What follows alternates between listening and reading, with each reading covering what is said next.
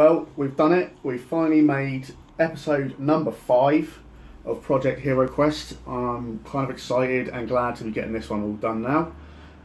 So then I can move on to some of the other projects and things I've got going on. But without further ado, we shall start with the last pieces of furniture, and then we'll go over the Evil Sorcerer and the heroes, and then we can wrap it up as a project as a whole. So, without further ado, again, because I do further before, less further ado, let's start now. Here is the first bits of the furniture I really want to share with you, which is the rack. So, you can see there, got quite a bit going on. It's quite a fun little piece of furniture to do. The browns were dead easy, just solid browns, and just gave them a wash, and then just picked out some of the details with the silver. But I think it just looks really fun. So we've got that one.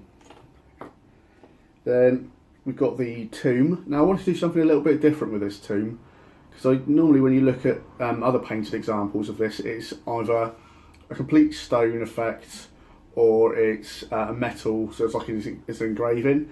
I wanted it to look more like there was an actual dead guy on it. Bit morbid, but for the reading through some of the games, sort of missions and descriptions of the different games you play on Heroquest, it just seemed to fit in a little bit better with the narrative. But here we go, that's the tomb. So I wanted to give him a bit of a Snow White kind of vibe going on with the red sort of cloth. I really liked how that turned out. So when you put it on the table with all the other sort of coloured stuff going on, it really does look pretty spectacular.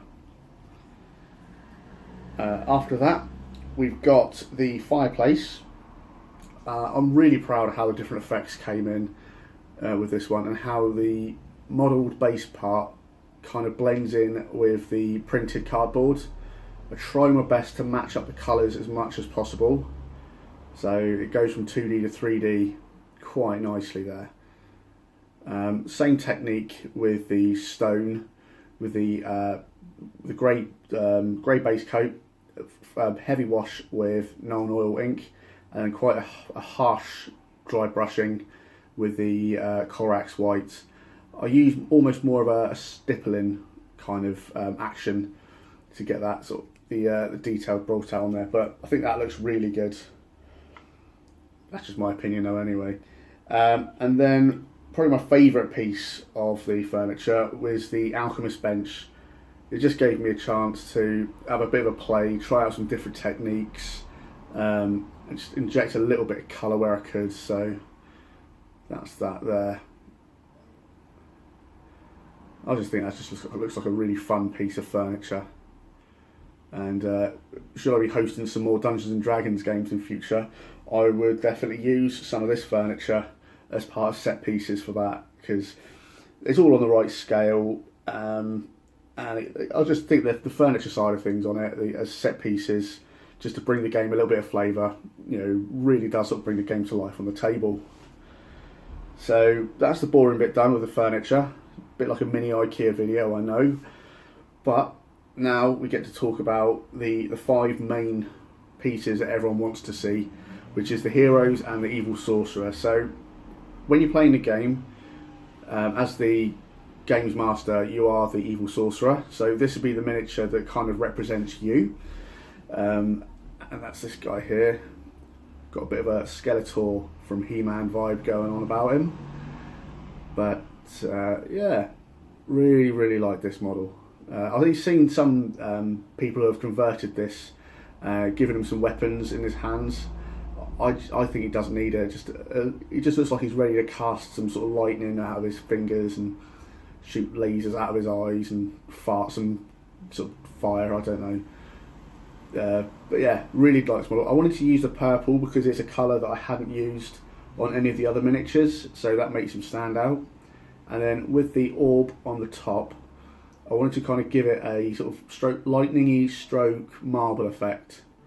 So to get that, I used a really dark blue, then drew on some basic lines using a lighter blue, and then with a super fine paintbrush, some sort of thin flecks of white, and then washed it all with blue, and then painted it over it in a gloss varnish. So it looks like it's kind of a marble effect, but I was really pleased with how that came out. So that's the Evil Sorcerer. Next up, we've got the heroes. So first off, we've got the wizard character.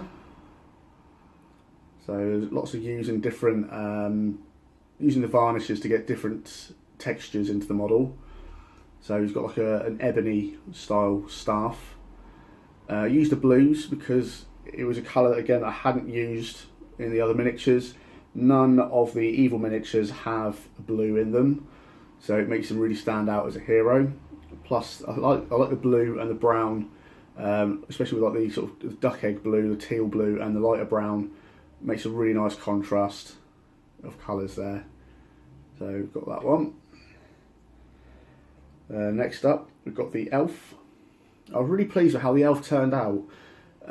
It wasn't my favourite character at the start of painting this project, but as I painted it, it really sort of, what was that mad little dog going on there? I don't know what that was about. But yeah, really enjoyed painting this guy.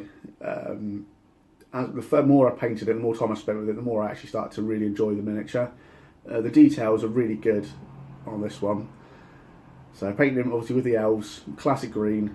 I've just been watching Lord of the Rings, so there's a bit of a Legolas vibe about him, with the greens and the blonde hair and everything. But yeah, really enjoyed that one. Then we've got the mighty barbarian with his broadsword, as the advert used to say. He was pretty boring, to be honest, just a big sea of skin. Painted it, washed it, and yeah, that's not really much more to say about that one. It was not the most exciting of miniatures to paint, but as a kid that was my favourite hero. And then we've got the last hero, which is the dwarf. So this little guy, he's probably my favourite of the hero miniatures, to be honest. There's some people, when they used to paint it, they painted like the old White Dwarf miniature from the White Dwarf magazine. It is the same model, pretty much. I think the White Dwarf miniature was a metal-based one, but he was much more my favourite to paint. So yeah, there we go. So altogether, that is Project Heroquest completed. Like I said before, I'm glad I did the Perspex bases, because when I play them, they are going to look great.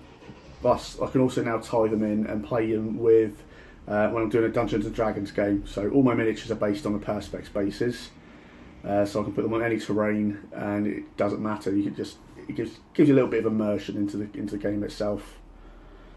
Would I do Project Heroquest again? Yeah. If I was to see another board game like this come up for sale for the right price, I'll probably do it again. Things I would do different next time: spend a bit more time on the preparation work, make sure I've got all of the injection holes filled in, make sure I just get every last little mould line off, but also probably try and keep my eye peeled for some of the expansion packs, so I can add those. Oh, excuse me, again. That'd be the ginger beer burps kicking in. Man, that's gingery. But yeah, so all in all, I thoroughly enjoyed doing this project. But now that I've done all this batch painting, I'm looking forward to focusing on some smaller individual models and finishing off some commission work. So thanks very much for Project Heroquest, and thanks for watching. Do give us a like if you like it, or just like it because you can, really. Or else I'll find you. I know who you are. See you later.